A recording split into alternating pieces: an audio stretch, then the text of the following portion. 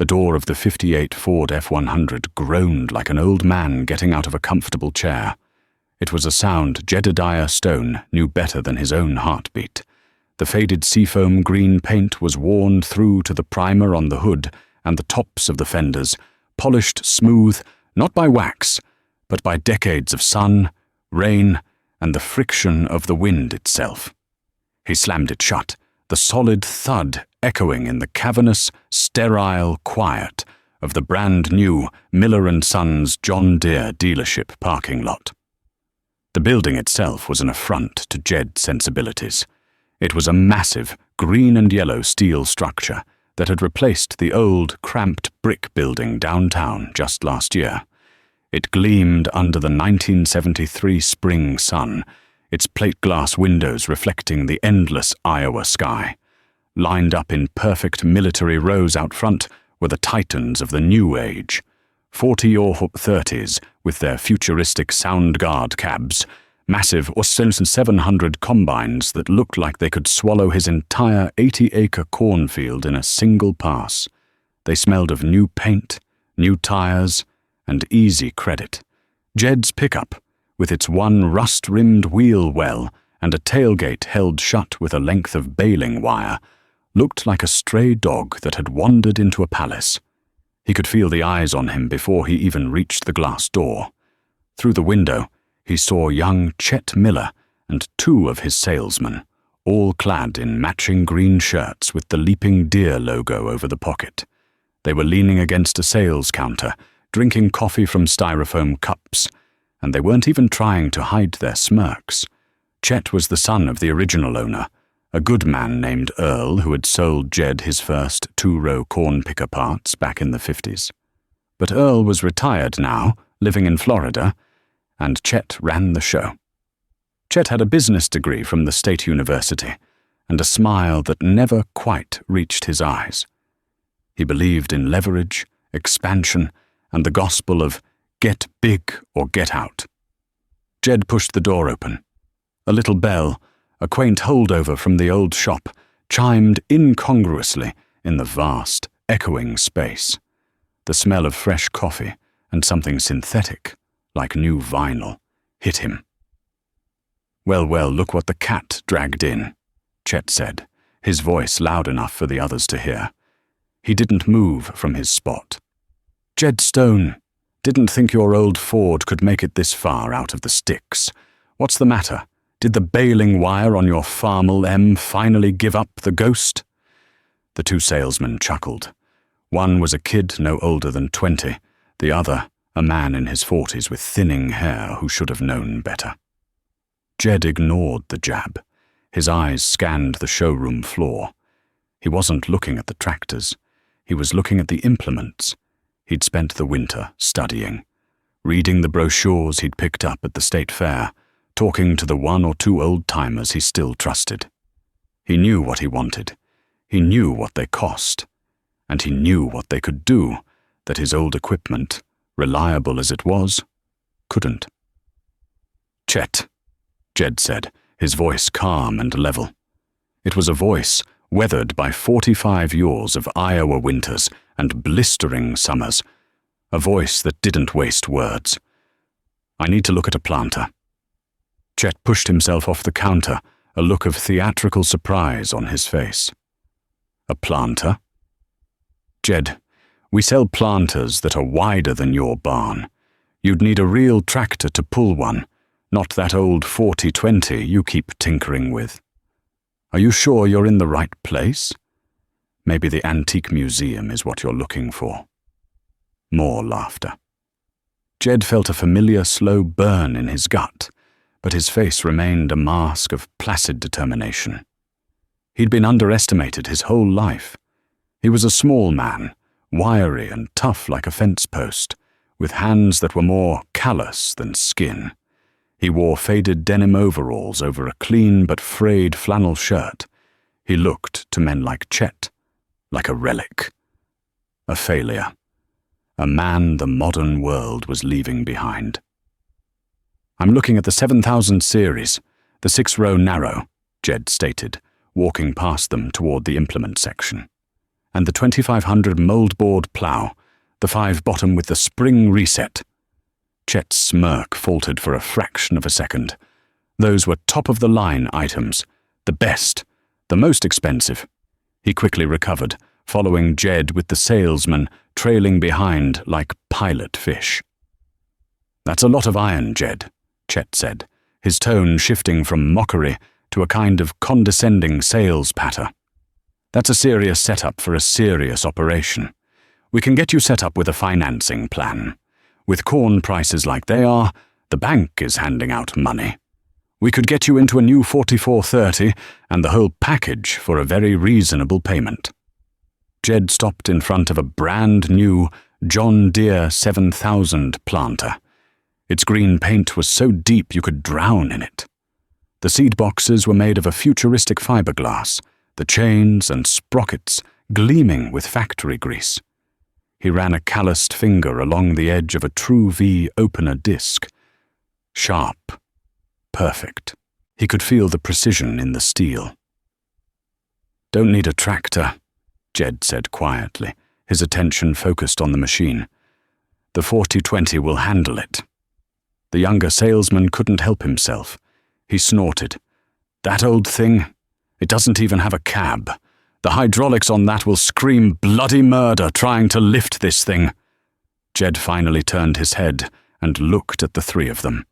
His eyes were pale blue, the color of a winter sky, and they held a weight that made the young salesman take an involuntary step back. "My 4220 was born in '68, son. I rebuilt the engine myself 2 winters ago. New sleeves, pistons, bearings. I lapped the head and set the injector pump timing to the factory spec. Her hydraulics are just fine because I change the fluid and filters every spring, not just when something breaks. She'll lift it." He turned back to Chet. "There's one more thing. You got a 24T baler in stock." Chet was baffled now. The 24T was a legend, but it was an old design. Simple, reliable, but small. It was the kind of baler guys were trading in, not buying new. "A 24T? Yeah, I think we have one crated up out in the warehouse. Most guys are going for the bigger 336 now. I want the 24T, Jed said. So, the 6-row 7000 planter, the 5-bottom 2500 plow, and the 24T baler. What's the cash price for all 3, out the door?" The word cash hung in the air like a stunned bird. Chet's salesman mask slipped completely. He looked at Jed's worn overalls, his scuffed work boots, the grease permanently etched into the lines of his knuckles. He looked back at the rusty Ford pickup in the lot. The idea of this man having the cash for one of these machines, let alone all 3, was laughable. "Cash?" Chet repeated, a genuine mocking laugh escaping his lips this time. "Jed, you're talking about... That's nearly $15,000 worth of equipment. That's more than your whole farm is worth on the tax books." Jed didn't flinch. He just stood there, waiting. The silence stretched. The confident smirks on the salesmen's faces returned, sure that this was the punchline to a long, strange joke. Jed reached into the front pocket of his overalls and pulled out a thick, rumpled envelope from the Farmers' Trust and Savings Bank. He worked his thumb under the flap and tipped it. Out onto the polished concrete floor, with a soft, shuffling sound, tumbled bundle after bundle of $100 bills, each held together by a paper band from the bank. The sound of their laughter died in their throats, replaced by a collective, sharp intake of breath. Jed looked down at the pile of money, then back up at Chet, his pale blue eyes holding no hint of triumph or arrogance, just a quiet, unshakable certainty. "You were saying?" he asked. "Now, before we go any further into this story, before we talk about what happened after Jed laid that money on the floor, I want to ask you all a question. Have you ever been in a situation like that? Judged by the truck you drive, the clothes on your back, or the dirt under your fingernails, only to prove the doubters wrong?" Let me know your story down in the comments below. Because I have a feeling that what happened to Jed Stone that day, and in the years that followed, is a tale that many of you will understand, right down to your bones. The trip home was a slow, careful procession. Jed drove the old Ford, its V8 engine rumbling contentedly. Behind him, the young salesman who had laughed the loudest was driving Jed's pride and joy, the '68 John Deere 4020, and behind the 4020, hitched one behind the other like a circus train, was the new plough and the new planter. The baler would be delivered the next day. The young man's face was a mixture of confusion and sullen respect. He had watched, dumbfounded, as Jed counted out the cash, as Chet Miller, his face pale, had written up the invoice, his hand shaking slightly. The dealership owner had insisted on delivering the equipment, a desperate attempt to salvage some professional dignity. Jed had simply nodded and said, "Fine, but I'm driving my tractor home. Have your boy follow me." Pulling into his own lane was like crossing into another world. The gravel crunched under the tires, a familiar and comforting sound. The lane was lined with ancient oak trees planted by his grandfather. His house was a simple, white, two-story farmhouse, tidy and well-kept. The barns were painted a traditional red with white trim, their roofs straight and sound. Nothing was shiny or new, but everything was cared for. It was a farm built on sweat, not credit. The young salesman unhitched the implements in the farmyard, the clank of steel echoing in the quiet afternoon. He wouldn't meet Jed's eye. "I'll have the baler out to you tomorrow morning," he mumbled, climbing into the dealership pickup he'd followed them in. "Appreciate it," Jed said. And that was all. He watched the truck disappear down the lane, kicking up a cloud of dust. He was alone now, with his old tractor and his new iron. He walked a slow circle around the planter first. It was a beautiful piece of engineering. He knelt, examining the parallel linkages that allowed each row unit to float independently, ensuring consistent seed depth over uneven ground. His old 4-row International planter was a rigid beast. If one row went over a rock, the other 3 lifted out of the ground. This new design would mean a more uniform stand of corn, and a uniform stand meant a better yield. He saw the finger pickup seed meters, a revolutionary concept that promised 1 seed at a time, no doubles, no skips. That alone was worth a fortune in saved seed and increased population. Next, the plough, a 5-bottom 2500. It was a monster. He ran his hand over the thick main beam. The genius was in the spring reset mechanism on each shank. His old plough had simple shear bolts. Hit a big rock, and bang, the bolt would snap. You'd have to stop, get out the wrenches, find the spare bolt, and wrestle the heavy shank back into position, all while wasting precious daylight. With this new plough, if a bottom hit a rock, the spring would allow it to trip back and up, clearing the obstacle, and then automatically reset itself. He could plough right through the rock-strewn south 40 without stopping once. He backed the 4020 up to the plough first. The 3-point hitch arms of the tractor looked dwarfed by the massive headstock of the plough. This was the first test. Chet and his boys thought his old tractor couldn't handle it. Jed climbed into the worn seat, the cracked vinyl familiar beneath him. He pushed the throttle forward, and the 6-cylinder diesel engine settled into a deep, throaty rumble. It was a sound of pure, unadulterated power. He eased the rock shaft lever back. The hydraulic pump whined, the pitch changing as it took the strain. For a moment, the front wheels of the 4020 seemed to get light. Then, with a groan of protesting steel, the massive plough lifted smoothly off the ground. Jed smiled. He knew his machine, but it wasn't perfect. The planter was a different story. It used the newer, universal quick hitch system, and his 4020 had the older-style three-point. They wouldn't connect. A man like Chet Miller would have told him he needed a new tractor. A man like Jed Stone saw it as a problem to be solved with steel and a welder. He spent the rest of the afternoon in his workshop. It was a place of organized chaos, where every tool had a home, worn from years of use. The air smelled of cold steel, cutting oil, and the faint, sharp scent of the arc welder. He took measurements, drew a rough sketch on a dusty workbench with a piece of chalk, and fired up the cutting torch. The hiss and pop of the flame filled the shed as he cut thick plates of half-inch steel. He ground the edges smooth, the shower of sparks illuminating the focused intensity on his face. He tacked the pieces together, checked the fit, then laid down thick, clean beads with his old Lincoln arc welder.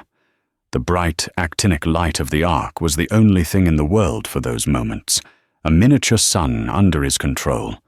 He was building an adapter, a bridge between the old and the new. By the time the sun was setting, casting long shadows across the yard, he was bolting his homemade, freshly painted John Deere green adapter onto the planter. He backed the 4020 up again, and this time the hitch arms slid into place and the pins dropped home with a satisfying click. He lifted it. The old tractor grunted, but it held the weight. That night, the talk at the coffee shop in town was all about Jed Stone. Chet Miller, his pride wounded, was holding court. "Craziest thing I've ever seen," he told the assembled farmers, who were nursing their coffees after a long day in the field. "Old Man Stone comes in, looking like he just crawled out from under a rock, and peels off 15 grand in cash. Cash! For equipment his tractor can barely lift, let alone pull." A farmer named Bill Henderson, who had just traded for a new 4630 on a 5-year note, shook his head. "He's a fool. Why not use that money as a down payment? He could have leveraged that into a whole new line of equipment, a new tractor, a bigger planter. He could double his acreage." "Exactly," Chet exclaimed, slapping the counter. "That's what I told him. The banks are begging to lend us money. Land is cheap. Corn is $4 a bushel. This is the time to expand, to modernize." But he's stuck in the past, putting that precision planter behind that open station relic. It's like putting airplane wings on a donkey. The power just ain't there. The men laughed and nodded in agreement. They were all riding the same wave. The 1970s were a boom time for American agriculture. After the great grain robbery of 1972, when the Soviet Union bought massive quantities of American grain, prices shot to the moon and stayed there. The Secretary of Agriculture, Earl Butz, was telling them to plant fence-a-row to fence-a-row. The message from the banks, the government, and the equipment dealers was unanimous: borrow, expand, produce. Debt was not a liability. It was a tool, a sign of ambition. Jed Stone, in their eyes, had no ambition. He was content with his 300 acres, land his father had paid off during the Depression by being just as frugal. They saw his cash purchase not as a sign of discipline, but as a sign of fear. He was a man too scared to take a risk, a man who would be left in the dust. The story of him welding a homemade adapter was the final proof. He was a tinkerer, a shade tree mechanic playing with new toys he didn't understand, while they were businessmen managing assets and cash flow. They laughed at him, but underneath the laughter was a nervous energy. Jed's quiet, debt-free existence was a silent rebuke to the path they had all chosen, and it made them uncomfortable. The next few years seemed to prove Chet Miller and the others right. The boom roared on. Inflation was high, but land values and commodity prices were rising even faster. Every farmer who had borrowed heavily in '73 saw his net worth explode on paper. Bill Henderson bought another quarter section of land in '75, the price per acre double what it had been 5 years earlier. but the bank didn't hesitate to give him the loan. He tore out the old farmhouse and bulldozed the windbreak to make one giant, efficient field. Chet Miller's dealership became a regional powerhouse. He sold dozens of the new 8000 series four-wheel drive tractors, machines that cost more than Jed's entire farm. He drove a new Lincoln Continental every year and built a sprawling ranch-style house on a hill overlooking the town. When he saw Jed at the grain elevator, he'd greet him with a pitying smile. "Still running that old 4020, Jed?" he'd ask, loud enough for others to hear. "I've got a 4440 on the lot with your name on it. Air conditioning, a tape deck. You owe it to yourself to farm in comfort."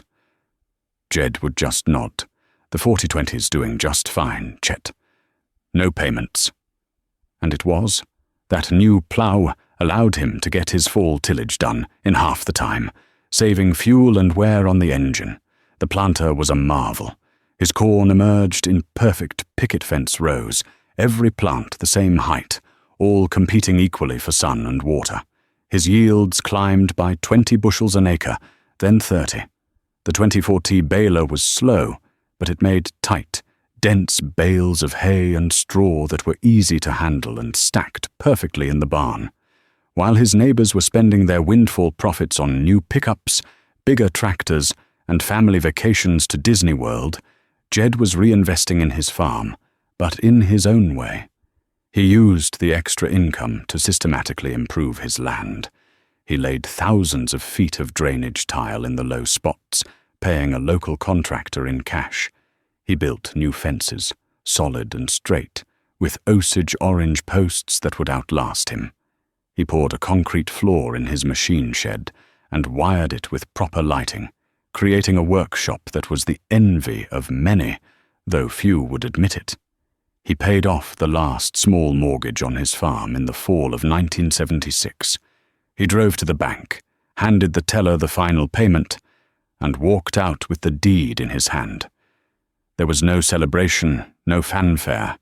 He just went home, put the document in the old safe behind his father's desk, and went out to grease the combine for the soybean harvest. To the outside world, nothing had changed.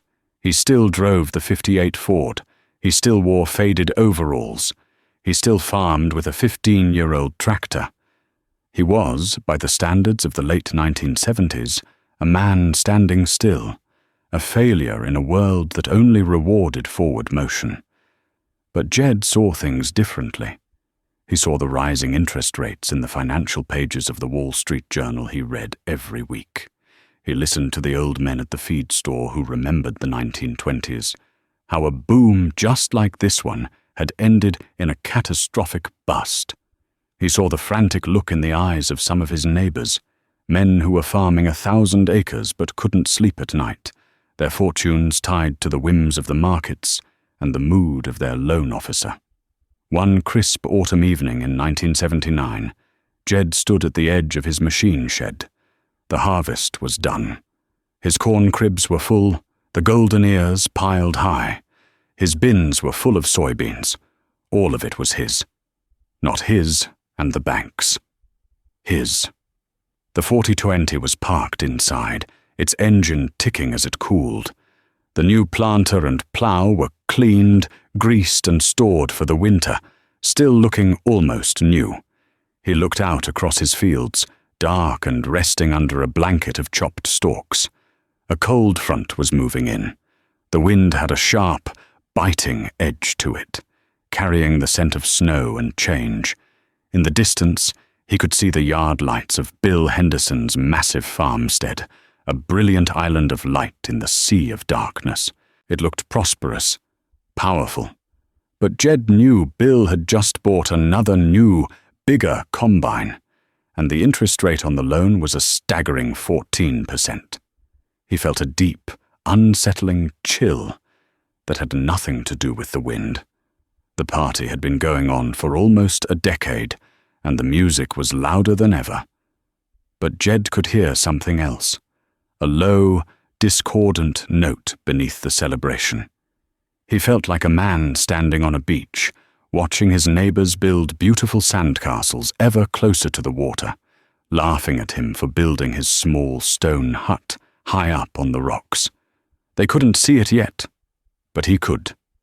The tide was turning, and the storm that was coming was going to wash everything away. The first sign of trouble arrived not as a clap of thunder, but as a whisper on the radio.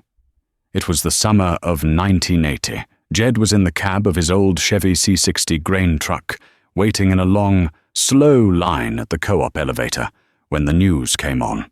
President Carter, in response to the Soviet invasion of Afghanistan, had announced a grain embargo. The man in the truck ahead of Jed slammed his fist against his steering wheel, the sound a dull thud in the humid air. The market, which had been the foundation of their prosperity, had just been kicked out from under them. That summer, the sky turned against them, too. The rains stopped in June. By July, the corn leaves were curling up during the day, a thirsty, desperate gesture. The heat was a physical weight, shimmering off the fields and the asphalt. Jed watched his neighbor's massive four-wheel drive tractors pulling equally massive field cultivators, trying to conserve what little moisture was left in the ground. The dust they raised was biblical, a brown haze that hung over the county for weeks. Jed's corn suffered like everyone else's, but his deep, well-tilled soil, enriched by years of manure from his small herd of cattle, held the moisture better. His yields would be down, but he would have a crop. The real crisis was playing out in the machine sheds and farmhouses of men like Bill Henderson. One sweltering August afternoon, Jed was cultivating his soybeans with the 40-20, the open station, allowing him to feel the breeze he was making, when he saw Bill's new combine, a John Deere 720, stop dead in the middle of a field. It was a magnificent machine, with an air-conditioned cab and a price tag that could have bought Jed's entire farm twice over. Bill climbed down, a frantic figure in the heat, and stared up at the silent engine. Jed finished his row and drove over. Bill was on his CB radio, his voice tight with panic. "I'm telling you, Chet, it's the sensor on the main hydrostat. The whole damn dashboard is dead. I've got 160 acres of beans to cut before they shatter, and this thing is a 20-ton paperweight." There was a crackle from the radio.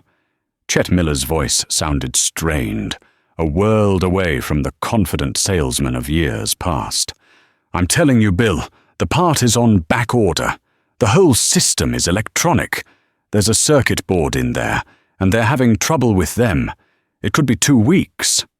2 weeks? Bill's voice cracked. "In 2 weeks, my beans will be on the ground. I've got a payment on this thing due next month that'd choke a horse." Jed listened, saying nothing. He knew the guts of his own combine, an older John Deere 95.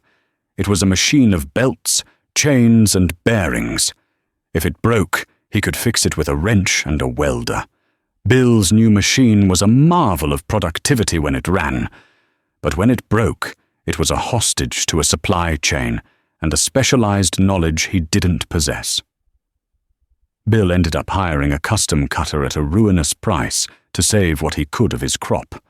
The brand-new combine sat in the field like a monument to progress, silent and useless. A few weeks later, Jed needed a hydraulic filter. He drove the old Ford pickup to the dealership. The place felt different. The rows of new equipment gleamed just as brightly, but now they seemed menacing, a vast inventory of unsellable, depreciating assets. Inside, the air was thick with tension. 2 farmers were arguing with Chet in his glass-walled office. The young salesman who had once mocked Jed was sitting at his desk, staring blankly at a pile of paperwork, his face pale. Chet saw Jed and came out, forcing a smile that was more of a grimace. "Jed, what can I do for you?" "Just need a filter for the 40-20, Jed said. Sure, Chet said, waving the parts man over. He looked tired, the skin around his eyes puffy. "Heard you got your beans out." "Got 'em out," Jed confirmed. "That's good. That's good," Chet said, his eyes darting around the empty showroom. "Some guys are having a tough time. Weather, the embargo, and these interest rates are they're just killing us." The prime interest rate, the number that governed all their operating loans, had been creeping up for months. Now it was a monster, devouring equity, erasing profits, and turning the tool of debt into a weapon of self-destruction.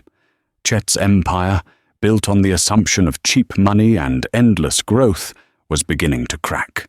The farmers he had encouraged to get big or get out were now trapped, their cash flow choked off, their assets depreciating, their debt multiplying with every tick of the clock. Jed paid for his filter with a $20 bill, got his change, and walked out into the sunlight, feeling a profound sense of sorrow. The laughter had stopped. The reckoning had begun. By the winter of 1981, the whispers of trouble had become a roar. The Federal Reserve, in a desperate war against inflation, had pushed interest rates to an unthinkable 21%. It was a death sentence for the leveraged farmer. Operating loans became impossible to service. Land values, which had been the collateral for a decade of expansion, collapsed. Men who were millionaires on paper in 1979 found themselves insolvent in 1982. The coffee shop talk was no longer about yields and new tractors. It was about auctions and foreclosures. The names were of friends and neighbors, good men who had worked hard and played by the new rules, only to have the rules change on them overnight. The green and white signs started appearing on fence posts, stark announcements of a family's ruin, tacked up by the very banks that had so eagerly loaned them the money. Bill Henderson was one of the first to go under. His auction was on a cold, blustery Saturday in March. The entire community was there, not out of morbid curiosity, but out of a shared sense of dread and a need to bear witness. The auctioneer's rhythmic chant echoed across the yard, a somber litany of a life's work being sold off piece by piece. Jed stood at the back of the crowd, his hands in his pockets, his face grim. He watched as Bill's equipment, much of it less than 5 years old, was sold for pennies on the dollar. The magnificent 7720 combine, the one that had sat broken in the field, went for less than half of what Bill still owed on it. He saw Bill's wife trying to comfort their teenage daughter, who was crying silently, her face buried in her mother's coat. Bill himself stood by the machine shed, his shoulders slumped, his face a grey mask of shock and shame. He looked like a man who had been in a terrible accident and was still trying to understand what had happened.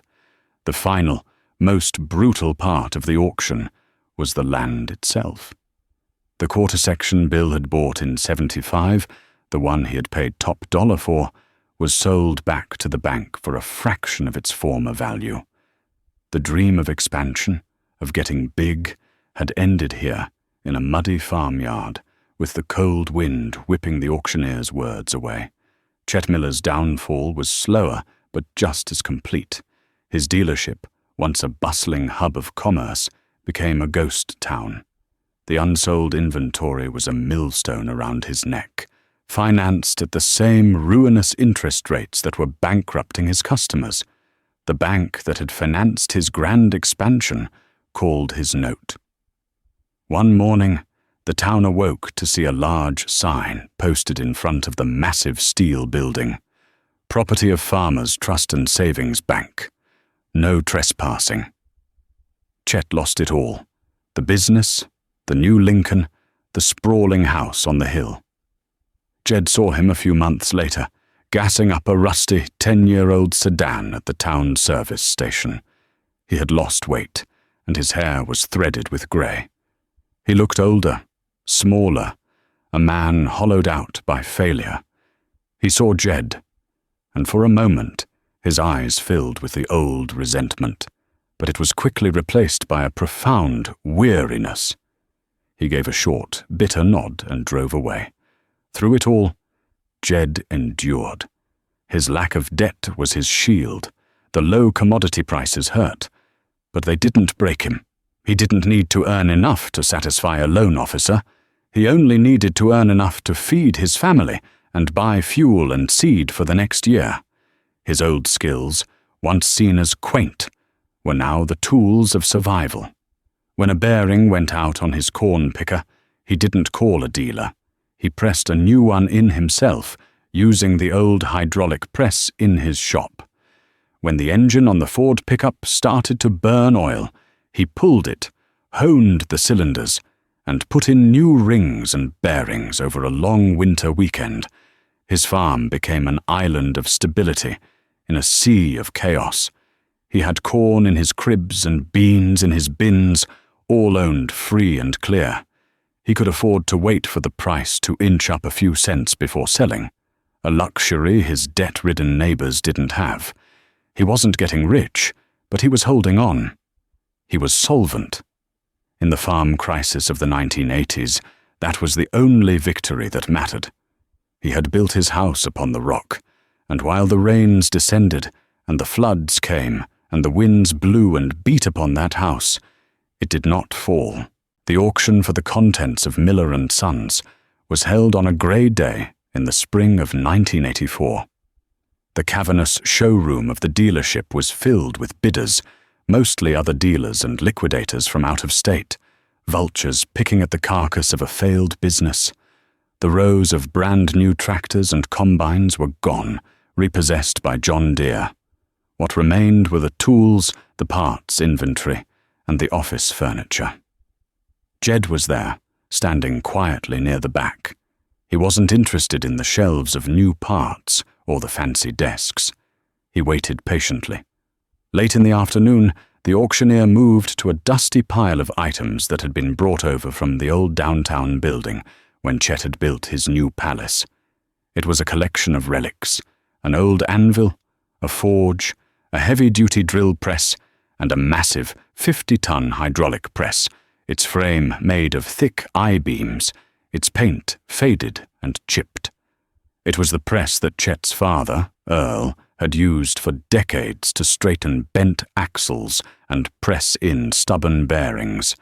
Jed had seen him use it 100 times. The auctioneer started the bidding. "All right, folks, what am I bid for this old press? Heavy as sin, but they don't make 'em like this anymore. Who'll give me $50? A scrap dealer raised his hand. "50. I got 50. Who'll give 75? Jed raised his hand. 100. The scrap dealer went to 150. Jed went to 200. They went back and forth, the scrap dealer shaking his head in disbelief that anyone would want the old relic for anything other than its weight in steel. Finally, at $350, the scrap dealer dropped out. "Sold!" the auctioneer cried, pointing at Jed. "To the man in the overalls." Jed paid the clerk in cash and arranged for a neighbor with a rollback truck to help him move it the next day. As he was leaving, he saw Chet Miller standing by the service bay doors, watching the dismemberment of his life's work. He looked like a ghost at his own funeral. Jed walked over. "Chet," he said, his voice quiet. Chet turned, his eyes hollow. "Come to gloat, Jed? Come to see the man who laughed at your old tractor get what he deserved?" "No," Jed said simply. "I came to buy your father's press." Chet looked at him, confusion warring with bitterness in his eyes. "My father's press? Why in God's name would you want that old thing?" "Because it's a good tool," Jed said. "It was built to last. It was paid for a long time ago. Your father built his whole business with tools like that. Honest tools. He never tried to be bigger than he was. He was a good mechanic who sold good equipment to his neighbors. That was enough for him." The words hung in the air between them. They weren't an accusation, just a statement of fact, but they landed with the weight of a judgment. Chet's face crumpled, the bravado, the arrogance, the bitterness. It all fell away, leaving behind a broken man. "He told me not to," Chet whispered, his voice thick with emotion. "When the banker came around in '72 with the plans for this place, my dad told me not to do it. He said, 'Son, you don't build a business on borrowed money. You build it on a good name and a handshake.' I thought he was an old fool. I thought he didn't understand the new way of doing things." He let out a dry, ragged sob. God, he was right. He was right about everything. Jed stood there for a long moment. Then he reached into his pocket and pulled out his worn leather wallet. He took out $200 bills and held them out to Chet. "What's this for?" Chet asked, his voice choked. "For the press," Jed said. "The auction money goes to the bank. This is for you." Chet stared at the money, then at Jed's weathered face. He shook his head. "I can't take your money, Jed." "It's not a handout," Jed said, his voice firm but not unkind. "It's a down payment. You're going to help me set up that press in my shop. It's a two-man job. After that, I've got a stack of cultivator shanks that need straightening. I'll pay you a fair wage. It's honest work, Chet." Tears welled in Chet Miller's eyes. For the first time in years, someone was looking at him, not as a failure, not as a fool, but as a man who still had skills, who could still do honest work. He slowly reached out and took the money. "Thank you, Jed," he whispered. "Thank you." The years that followed were quiet and healing. The farm crisis slowly loosened its grip on the heartland. Prices stabilized, interest rates fell, and the land began to breathe again. Many farms were gone forever, consolidated into larger corporate operations. But a core of survivors remained, men like Jed, who had weathered the storm through caution and skill. The community's perspective had shifted. The laughter was long gone, replaced by a deep, quiet respect. Jed's frugality was no longer seen as a lack of ambition, but as wisdom. His old, well-maintained equipment was no longer a sign of being behind the times, but a symbol of independence. Younger farmers, starting out on the wreckage of their father's dreams, would stop by his workshop. They didn't ask for financial advice. They came to learn how to weld a clean bead, how to time a diesel engine, how to make a necessary part instead of buying it. Jed never lectured. He just showed them, sharing the knowledge that had been passed down to him, the gospel of self-reliance. By 1989, Jed was nearing 70, but he was still as wiry and tough as an old fence post. His grandson, David, was 16, with his grandfather's pale blue eyes and a boundless curiosity for the machinery that was his heritage. One Saturday afternoon, they were in the workshop, giving the 40-20 its annual tune-up. The big hydraulic press, Earl Miller's old press, stood against one wall, its metal gleaming with use. "Grandpa," David said, wiping grease from his hands with a rag. "I saw the new John Deere tractors at the state fair, the 8000 series. They've got computers in them, full power shift transmissions, GPS. They're amazing." Jed finished tightening an injector line and looked at the boy. He saw the gleam in his eye, the same gleam that had been in the eyes of a generation of farmers who had believed technology and credit were the keys to the kingdom. He walked over to the tractor and laid a hand on the warm, green hood of the 40-20. The paint was faded, worn thin on the edges from 20 years of work, but the steel beneath was sound.